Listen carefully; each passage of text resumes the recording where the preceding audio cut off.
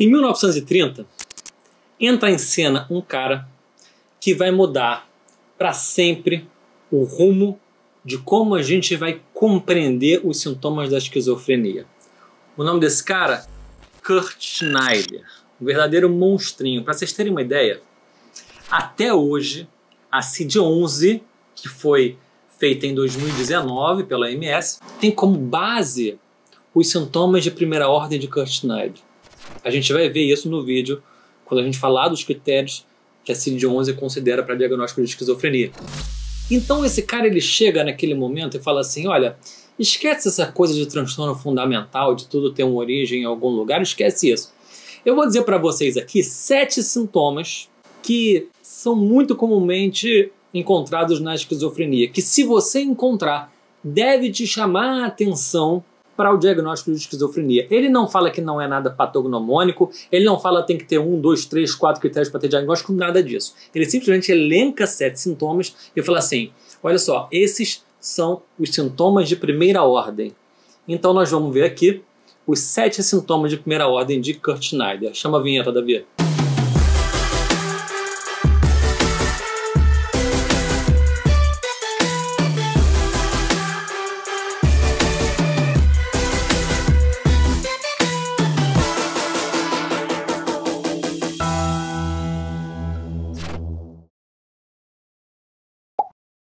Então vamos ao primeiro sintoma de primeira ordem de Kurt Schneider, a sonorização do pensamento. Sonorização do pensamento foi um termo que os alemães cunharam, Kurt Schneider é alemão, e que os alienistas franceses chamavam de eco de pensamento, mais propriamente Clérambault em 1943. Que é o Clérambault da síndrome de Clérambault, do delírio erotomaníaco, do transtorno delirante persistente, esse mesmo, que a gente tem vídeo dele já. Então os franceses entendiam, chamavam esse sintoma como eco do pensamento, porque na grande maioria das vezes é como se fosse um eco de pensamento. O paciente diz assim, doutor, eu escuto uma voz que é a minha, como uma voz que vem de fora, que é o meu próprio pensamento. Então você consegue escutar na forma de voz, não uma voz dentro da sua cabeça, uma voz que nem a minha que você está escutando agora. Você consegue escutar o seu próprio pensamento? É isso, doutor. Eu escuto tudo que eu penso, eu escuto. Isso acontece comigo. Então, a sonorização do pensamento é um sintoma muito sui generis da esquizofrenia. A gente pensa assim, olha, é um sintoma da senso-percepção, a gente pensa que é fácil de entender, né? É mole, é um sintoma da senso-percepção, ou seja, ele tem uma sensação de quem está ouvindo alguma coisa, assim como você tem uma sensação de que está ouvindo a minha voz agora, uma voz que vem de fora, e ele interpreta isso como se fosse a voz dele. Então é uma coisa da senso-percepção e do intelecto? Não. É uma vivência íntima primária, que a gente não é capaz de compreender porque só quem tem esquizofrenia é capaz de entender. Mas é assim que eles descrevem. E por isso que às vezes eles não falam exatamente que eles ouvem a voz. Eles falam que são capazes, alguns deles, de compreender o pensamento. Eu consigo compreender o meu pensamento. Pessoal, então olha só, nada mais rico do que a gente ouvir o paciente com o relato transcrito de como que eles sentem esse fenômeno, tá? Vamos lá, paciente 1. O que eu penso, ouço em voz alta, como se estivessem falando comigo. Tenho a impressão de que, sem falar, eu penso em voz alta. Esse é um exemplo muito mais concreto do que seria o eco de pensamento ou a sonorização de pensamento, né? Vamos ver o segundo paciente. Vim andando tranquilamente quando de repente senti uma pressão interna no meu ouvido, acompanhada de um zumbido estridente, muito semelhante ao canto de uma cigarra. Sentei-me ligeiramente tonto, pressionei os ouvidos muito forte com as palmas das mãos, mas o zumbido continuou. Em seguida, foi substituído pelos pensamentos sonorizados. Comecei a escutar os meus próprios pensamentos como se os mesmos se transformassem numa voz sussurrada. Andei, sentei-me num banco e ali permaneci durante um período de tempo muito longo até que subitamente o fenômeno desapareceu. E por que a gente acha o termo em alemão muito mais interessante do que o termo francês? Isso Nobre de Mello escreveu com muita propriedade. Vejam só, Nobre de Mello ele diz o seguinte, o termo sonorização é mais interessante porque nem sempre o som, a percepção estetoacústica vem depois do cara pensar. Muitas vezes o paciente relata que ele escuta o pensamento ao mesmo tempo que ele pensa. E na minoria das vezes ele é capaz de escutar o pensamento antes mesmo de pensar. Então na audiomelody eu acho mais interessante sonorização do que o eco, já que o eco traz uma ideia de que o fenômeno acústico vem depois. Para finalizar a sonorização de pensamento, vamos ver como é que Nobre de Mello descreve, nosso grande psicopatologista brasileiro. Então diz Nobre de Mello: não se trata propriamente de vozes estranhas que provinham de fora, localizadas no espaço, e sim de uma mera ressonância acústico-verbal dos pensamentos, que o paciente reconhece como seus. E aqui a gente fecha o primeiro sintoma de primeira ordem, que é a sonorização do pensamento. Vamos ao segundo sintoma de primeira ordem de Kurt-Schneider: vozes que dialogam entre si. Então aqui, muitas pessoas dizem que é um sintoma bem típico da esquizofrenia paranoide, mas a gente vê acontecer muito na forma hebefrênica, né? E até na catatônica. As vozes que dialogam entre si, na verdade, muitas vezes comentam as atitudes do paciente. Então é como se as pessoas estivessem sendo espectadoras da vida do paciente e comentando sobre ele. Vou trazer aqui dois relatos meus de pacientes mais antigos. Uma ocasião, um deles que não conseguia estudar, não conseguia ler da infância, ele resolveu que ele ia começar a ler. Ele foi para a praia, ele abriu um livro e ele começou a ler e duas vozes começavam, né?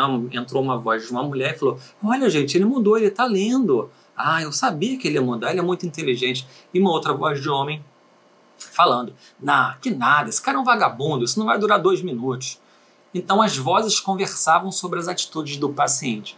Um outro paciente meu, numa ocasião, ele indo trabalhar no ônibus, ele começa a escutar duas vozes, né? Ia lá, isso aí é viado nato, porra. Isso aí já nasceu viado, ó. Isso aí não gosta de mulher não, isso gosta mesmo é de dar o... E aí uma outra voz dizia: não, ele é sujeito homem, ele gosta de mulher, todo mundo sabe que ele gosta de mulher. Então as vozes interferindo na vida, né, do paciente. E teve uma paciente que deu uma descrição muito interessante, que ela falou assim: instalaram alguma coisa na minha cabeça, parece uma central telefônica, que eu consigo escutar várias pessoas conversando. Olha que interessante. E para fechar esse tema, vale a gente comentar sobre a descrição de Seglass, que a gente vê à torta e à direita, que são as alucinações bilaterais antagônicas, que é quando o paciente diz que de um lado ele escuta coisas boas sobre ele e de um outro lado ele escuta coisas ruins. Bom, vamos então ao terceiro sintoma de primeira ordem de Kurt-Schneider: as vozes imperativas, ou vozes que interferem nas atividades do paciente. Aqui a tônica é que alguma voz mande o cara fazer alguma coisa. Eu nem psiquiatra era ainda, estava tentando aprender um pouquinho de psiquiatria no hospital psiquiátrico que tem aqui de porta aberta na emergência. E aí chegou um cara trazido, se não me engano, pelo Ministério Público, para a gente poder avaliar a sanidade mental dele. Mesmo eu ainda muito iniciando na psiquiatria, deu para perceber que se tratava de um quadro de esquizofrenia. E por que o MP estava trazendo ele? Era um cara que ele tinha esmurrado a mãe e a irmã até quase a morte. E quando a gente perguntou para ele por que ele tinha feito isso, ele disse o seguinte: olha, eu estava subindo a ladeira do Leblon quando uma voz me disse: se a porta estiver aberta, você vai esmurrar elas até elas morrerem. E aí quando eu cheguei lá, a porta estava aberta. Eu tinha que fazer isso. Então ele tinha um delírio, e dentro desse delírio ele tinha que obedecer uma certa pessoa, e ele precisava fazer isso, porque na realidade era para um bem maior, né? Então a voz ordenou que ele fizesse isso. É um sintoma muito comum, né? Uma ocasião, eu estava com uma outra médica conversando, né? E um paciente meu super querido, mas com uma esquizofrenia muito grave, era inclusive uma esquizofrenia desorganizada ou hebefrênica. E aí a gente conversando numa boa assim, de repente eu e a Flávia e o paciente aqui do lado, né? E de repente ele dá um grito assim: para de falar mal da Flávia, Dilma! E Dilma era o nome da tia dele. Eu falei assim: o que houve, fulano? Dilma falando mal da Flávia, falando que eu tenho que ir embora, que Flávia não presta. E nota que ele sabia que estava internado no hospital psiquiátrico e sabia que a tia estava a quilômetros e quilômetros de distância, talvez até em outro estado. E isso é uma característica também das pessoas com esquizofrenia que a gente chama de alucinação extracampina. O que é alucinação extracampina? É quando o cara escuta uma voz que não está no campo sensitivo dele. Então, o cara estava lá no hospital aqui na Urca e ele escuta a quilômetros de distância a tia. Isso é impossível do ponto de vista físico, né? Então a gente chama esse fenômeno de alucinação extracampina, está fora do campo de possibilidade dele escutar e é um sintoma típico da esquizofrenia também. Quarto sintoma de primeira ordem, vivência de influência corporal. Em geral, esse sintoma se manifesta como alucinações senestésicas. Quem é que vai lembrar da aula de psicopatologia das alucinações senestésicas? São sensações táteis. Então, o indivíduo com esquizofrenia muitas vezes sente de fato algo, uma alucinação verdadeira, ele sente como se alguém estivesse mexendo no corpo dele e ele vai atribuir uma causa delirante normalmente. É muito comum nas mulheres, uma coisa que eu vi uma ocasião conversando com uma paciente aqui no IPUB. Uma ocasião eu estava conversando com uma paciente e ela falou assim: doutor, o senhor sabia que essa madrugada os aliens abusaram de mim? Eu falei assim: é mesmo, fulana? Como é que foi isso? Uma senhora já. E ela disse que teve um orgasmo e que era comum que isso acontecesse e que eram os aliens que vinham deflorar ela, abusar dela, estuprar ela. Então é muito comum nas mulheres que se sinta a genital sendo mexida e atribuir isso a um fenômeno, porque ela tem essa sensação, ela não está se tocando e ela vai automaticamente atribuir a algo do conteúdo delirante dela. E é um fenômeno que a gente vê com uma boa frequência nos pacientes com esquizofrenia, né? Eu tinha um que tinha muita, aqui internado também no IPUB, né? Ele me via, tomava uma reta: doutor Eric, me ajuda. Aí falava: o que houve, fulano? Estrela do mar no peito, tô sentindo ela mexer aqui, ó. Numa ocasião que ele chegou para mim fulo da vida, né? Cedo, assim, acabar de chegar no instituto: doutor Eric, minha mãe é uma filha da p, rapaz. Eu falei: o que houve, cara? O hamster na minha barriga aqui tá mexendo, ó. Tô sentindo, tá mexendo o hamster aqui na minha barriga. Ah, minha mãe que colocou, só pode ter sido ela. E aí ele tinha uma ambivalência com a mãe, que ora era uma pessoa que ele amava muito e ora era essa pessoa que sacaneava ele. E a gente sabe que isso convive no paciente esquizofrênico, né? A ambivalência. E ele, muitas vezes, a mãe era quem fazia essas coisas. Uma ocasião, meu irmão é médico também. Uma ocasião, meu irmão conheceu ele e ele falou assim: doutor Eric, seu irmão é médico também? Eu falei: é. Aí ele virou pro meu irmão e falou assim: doutor, tartaruga no cérebro pode levar ao suicídio? Aí meu irmão não entendeu nada, meu irmão radiologista não entendeu nada. E não, porque eu sinto uma tartaruga mexendo no meu cérebro. Então, muito comum, fígado esmigalhando, cabeça do crânio crescendo, o olho pulando para fora. Eles sentem de fato isso, uma sensação, né, como se alguém estivesse de fato mexendo, tá? Vivência de influência corporal, muitas vezes manifestado por alucinações senestésicas. Vamos ao quinto sintoma de primeira ordem de Kurt Schneider, o roubo de pensamento. Então, o roubo de pensamento é um sintoma onde o paciente relata que, através de telepatia ou de alguma maneira, alguém conseguiu roubar o pensamento dele, muitas vezes roubar uma ideia. Tinha uma paciente que ela tinha um neologismo, ela dizia que tinha inventado uma substância chamada branquiol, que era uma substância que ia salvar o mundo. Ela tinha um delírio, né, de que tinha uma missão para salvar o mundo, e ela tinha bolado essa substância. Note que isso é um neologismo, ou seja, ela criou essa palavra. Branquiol não existe no vocabulário, é também uma alteração importante da esquizofrenia, a criação de neologismos. E ela havia criado esse branquiol, só que ela não podia pensar nisso, porque algumas pessoas do mal poderiam roubar o seu pensamento e usar a sua substância para o mal. Então, às vezes o paciente ele tem um concretismo tão importante que ele pensa que o pensamento pode ser algo que você pode pegar, como um livro ou uma caneta, e levar para casa, né? Em outras ocasiões o paciente é mais conservado e ele acredita que seja através de telepatia. Eu tinha um paciente, na época que eu era residente do FRJ, que o cara acreditava que quando ele dormia, a esposa abria a porta para uma equipe instalar uma coisa que ele chamava terapia sonífera. E eram máquinas que roubavam o seu pensamento, e ele rompeu o casamento, né, com a mulher porque ele realmente acreditava que essa máquina vinha de noite, era instalada e era capaz de roubar os pensamentos, né, as ideias brilhantes que ele tinha. Ele era um escritor, né? Então ele tinha essa convicção. A gente está chegando à conclusão aqui, galera, de que agora o Kurt Schneider começa a pegar mais pesado com as alterações da consciência do eu. Eu sempre falo para vocês que esquizofrenia tem que ter alteração de consciência do eu. eu nunca vi um esquizofrênico que não tivesse alteração de consciência do eu. Se você vê um doente psicótico que não tem alteração de consciência do eu, você pode suspeitar de que provavelmente esse caso não é um caso de esquizofrenia. Então vamos lembrar, a alteração de consciência do eu está lá na aula de psicopatologia, né? O eu é único, é inteiro, é indivisível. Você não pode ser outra pessoa, eu não posso ser Eric e Jesus Cristo ao mesmo tempo. Eu não posso sentir duas coisas antagônicas ao mesmo tempo. Eu não posso ter um lado sentindo tristeza e outro lado sentindo alegria. E muito comum essas alterações do limite do eu, né? Então, se alguém está mexendo no meu corpo, ninguém pode mexer no meu corpo, né? Menos que pegue fisicamente. Se alguém está conseguindo roubar meu pensamento, existe uma perda de limite do eu. Você vê que o eu vai se fundindo com o meio. Ele perde essa noção de limite. Um exemplo de alteração de consciência do eu é o transitivismo. Transitivismo é muito comum nos pacientes esquizofrênicos mais graves, onde ele realmente acredita que algo que acontece com ele pode acontecer com as outras pessoas. Uma ocasião eu estava entrando na enfermaria e uma paciente que não era minha paciente, era uma esquizofrênica e bifrênica grave, virou para mim e disse: Dr. Eric, medalha mineral. Aí eu falei assim: por que, fulana? Se eu não cagar, ninguém caga. Então veja, se eu não cagar, ninguém caga.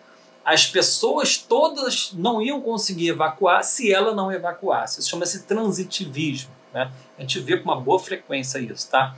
A apropriação, por exemplo, né? A apropriação é uma ideia de que o que ocorre com o objeto pode acontecer com ele. Eu tenho um paciente que ele não queria desligar o computador de jeito nenhum, porque se ele desligasse o computador, automaticamente ele ia morrer. Tinha uma outra paciente minha, e notem que essa nem tem esquizofrenia, é um transtorno bipolar grave, tá? Mas a gente sabe que num quadro de mania grave, muitos desses sintomas podem acontecer. E essa moça, ela dizia que à medida que o celular, a bateria do celular ia caindo, que ela começava a se sentir enfraquecida também, que se o celular morresse, ela ia morrer junto. Tem histórias aí em livros, né? Batendo a árvore, o cara sentia. Isso chama-se apropriação. Então eu queria, já que a gente está falando de esquizofrenia, que vocês ficassem com essa ideia. É muito rica a alteração de consciência do eu nos pacientes que têm esquizofrenia. Então, ainda nessa seara de alteração de consciência do eu relacionado ao pensamento, a gente pode também pegar um sintoma descrito pelo Bloiler, mas que poderia se encaixar aqui, que é sugestivo de esquizofrenia, que Bloiler descreveu como compulsão por pensar. Bloiler falou: poxa, eu fico pensando um monte de coisa, uma espécie de pressão de pensamentos, mas esses pensamentos não são meus. Alguém colocou esses pensamentos aqui, ele não reconhece os próprios pensamentos como deles. Pode ser um sintoma desagradável, pode ser um pensamento mais agradável ou não, mas ele diz o seguinte, também pode ser como fabricação de pensamento, né? Eu estou pensando coisas que não são minhas. É alguém que está colocando esse pensamento aqui para eu pensar.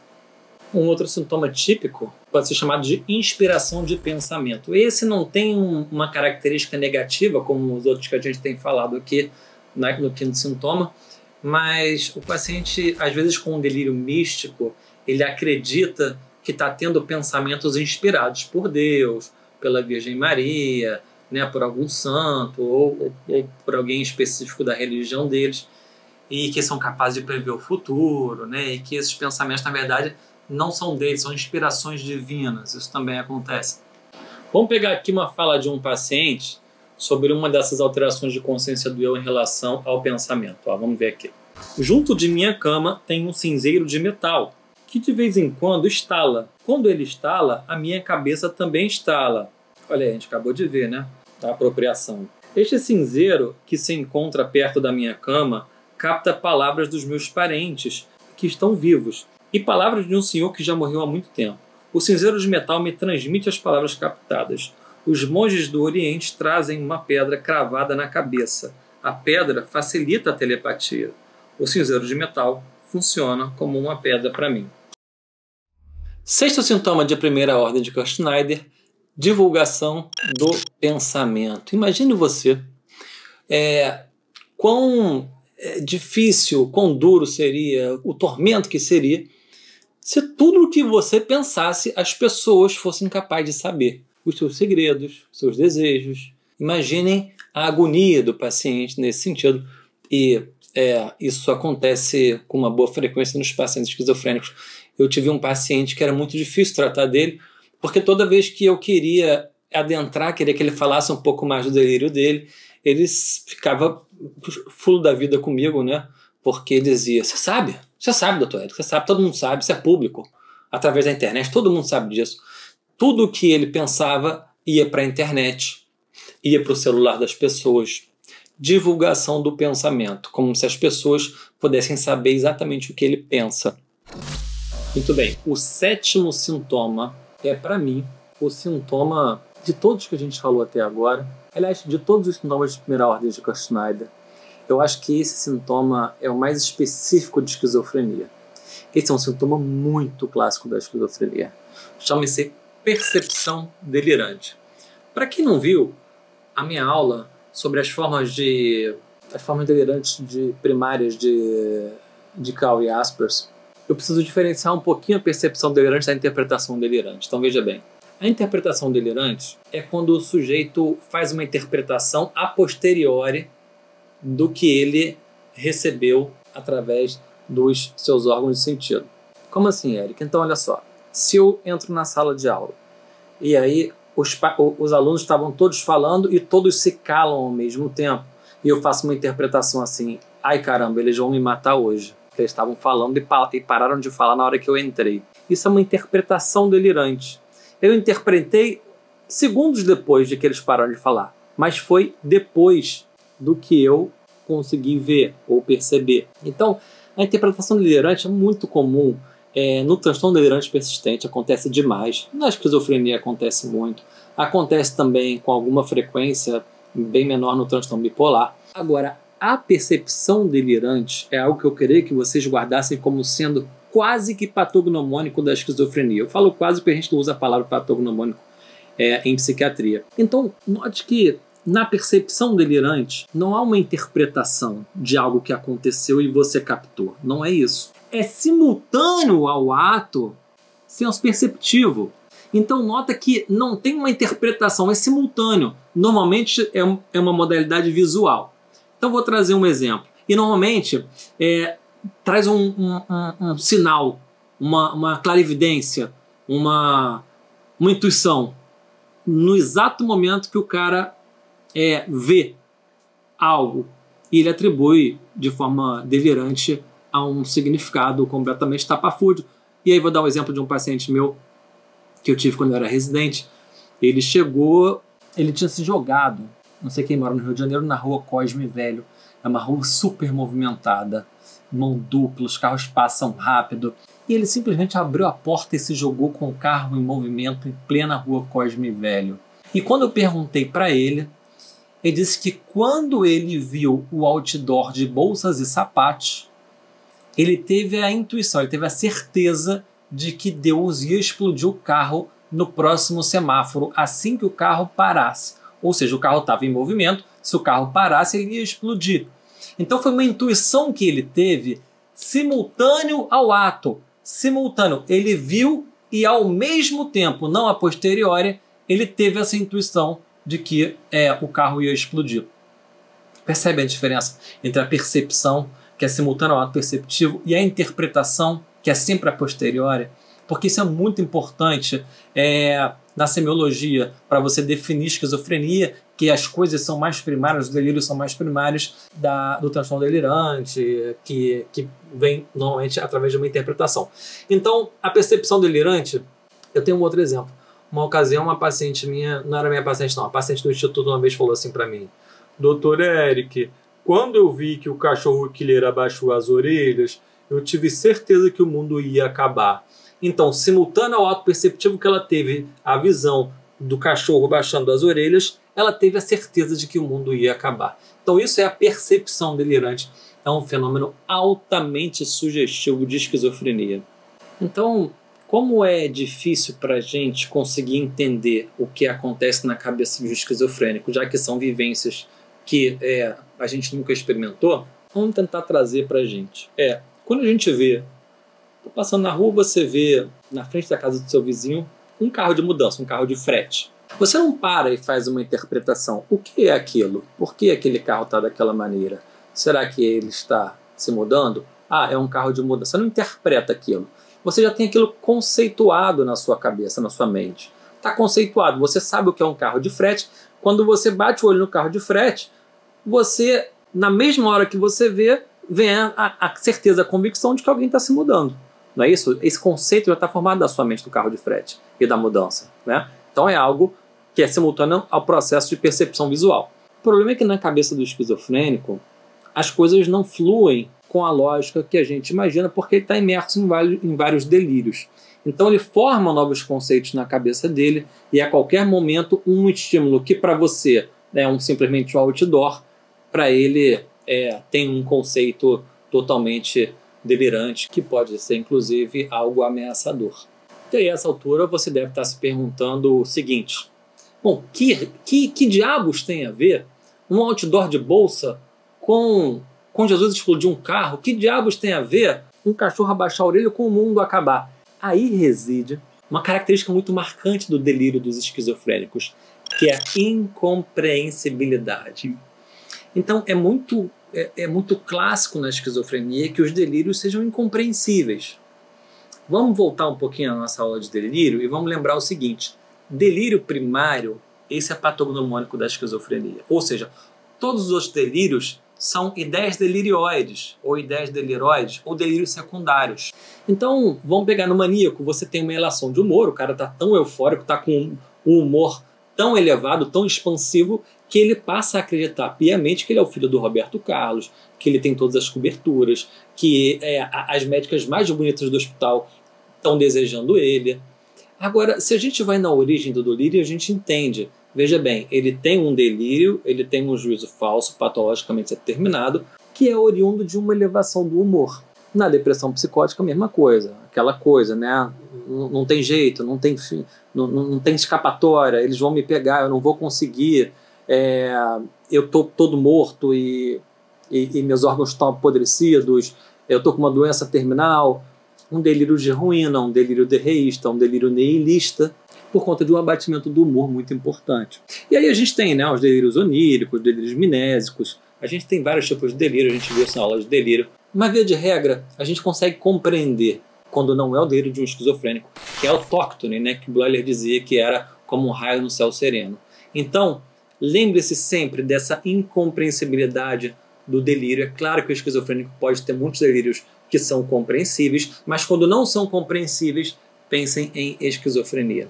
Então, uma dica que muitas vezes eu dou para os alunos que estão começando, para diferenciar a interpretação delirante da percepção delirante, é que a interpretação delirante, que é muito comum no transtorno delirante persistente, como vocês sabem, a tônica dessa doença é que seja sempre algo plausível, algo possível.